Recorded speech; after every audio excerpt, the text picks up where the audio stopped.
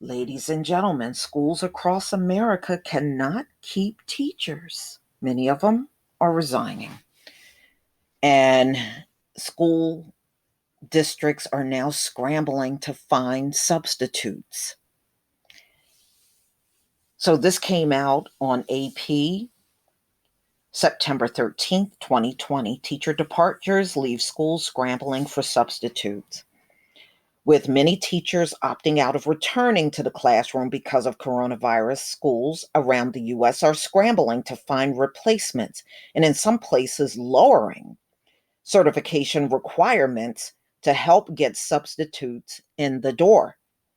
Several states have seen surges in educators filing for retirement or taking leaves of absence.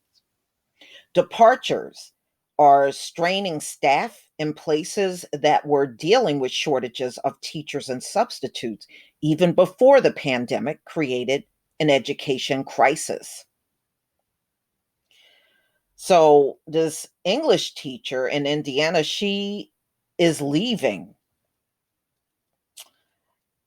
And she was only a few years away from retirement, but she felt her school leadership was not fully committed to ensuring proper social distancing and worried that not enough safety equipment would be provided for students and teachers. And you know what? That seems to be the number one complaint. When these teachers resigned, they said, they promised social distancing and people would have masks on. And then when they show up, there's no social distancing at all. You got a lot of students and teachers walking around with no mask on. Nobody is taking any measures to keep the students safe. And a lot of these teachers are like, the hell with it. I'll just leave. Overall, there were just this utter disrespect for teachers and for their lives. She said, we're expecting to go back with so little. When school leaders said teachers would be going back in person, full throttle, that's when I said, I'm not doing it. No. Teachers in at least 3 states have died after bouts of the coronavirus since the start of the new school year. It's unclear how many teachers in the US have become ill with COVID 19, but Mississippi alone reported 604 cases among teachers and staff. The cases where teachers are exposed to the virus, they could face pressure to return to the classroom. The Trump administration has declared teachers to be critical infrastructure workers and guidance that could give the green light to exempting them from the quarantine requirements. Well, that's what he did to the meat plant workers, and they're doing really bad. Throughout Indiana, more than 600 teachers retired.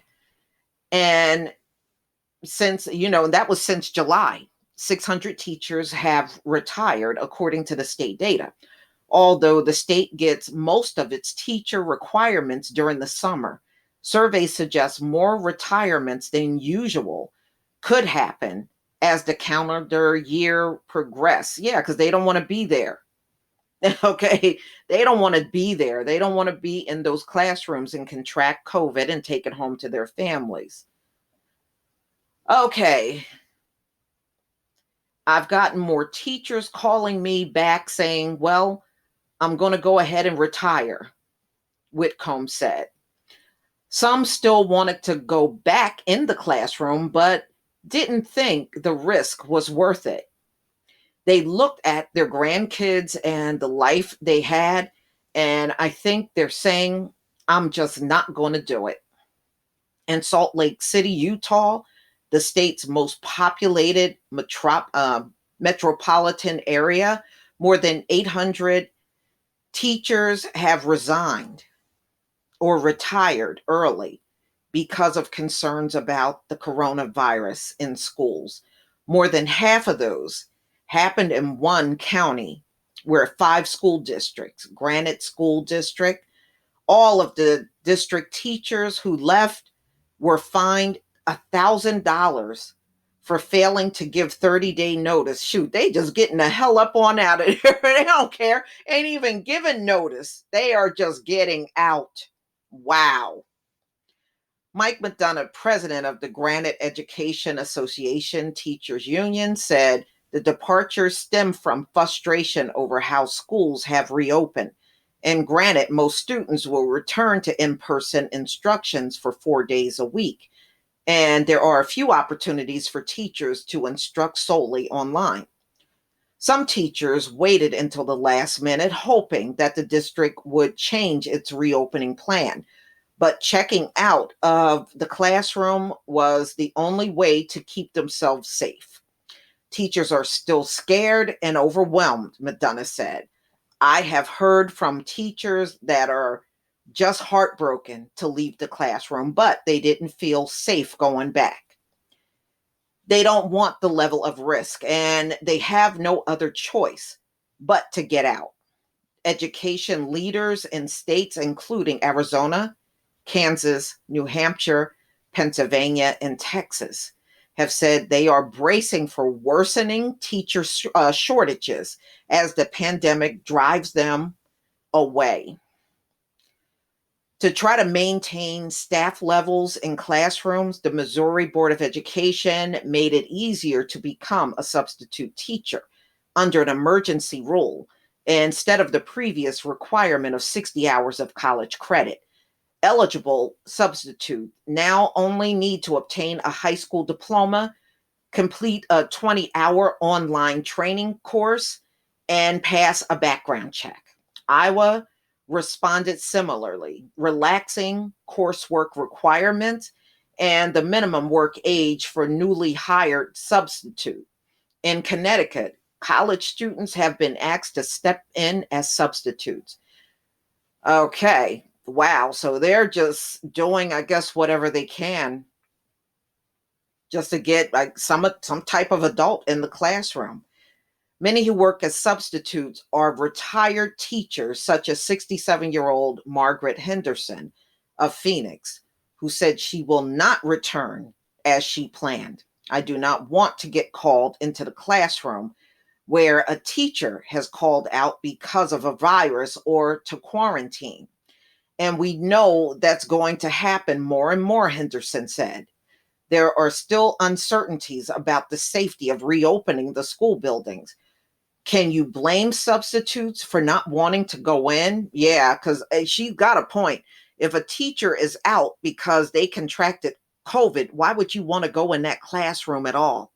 I wouldn't want to. I mean, I wouldn't want to go in a classroom where a teacher was sick with coronavirus. She got a point there. In rural Iowa, Hinton Community Schools, Hinton High School principal Phil Gostowers said the school is already down to a third of the substitute teachers it had last year. More than half of those are also willing to sub in other districts. He said, making it even more troublesome when teachers are absent. Alan Little, who retired as a math teacher in Sioux City, Iowa, this past spring said, he said it's too complicated to go back into a classroom with coronavirus going on. Although he anticipated returning to work as a part-time substitute this fall, fears about the virus are holding him back.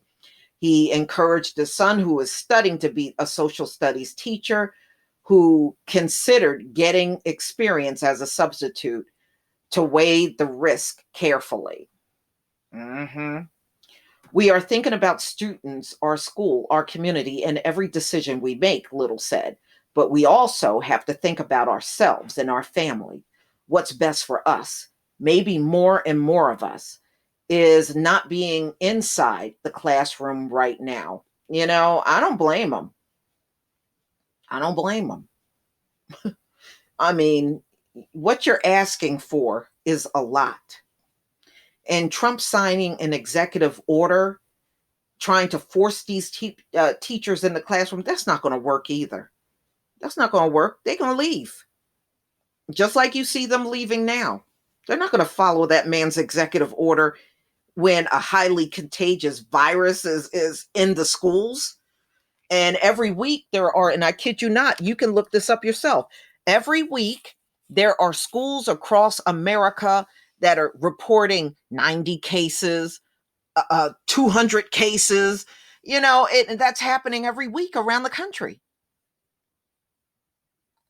People aren't going to put their lives on the line being in a classroom because the president feels kids need to go to school. I, for the life of me, can't understand why you don't put your health first, but hey, that's on you. If your kid gets sick, you're the only one that got to deal with that is you. But y'all, please tell me what you think. Please leave your comment and subscribe. Don't forget to hit on the notification bell, and I'll see you on the next video. Peace, family.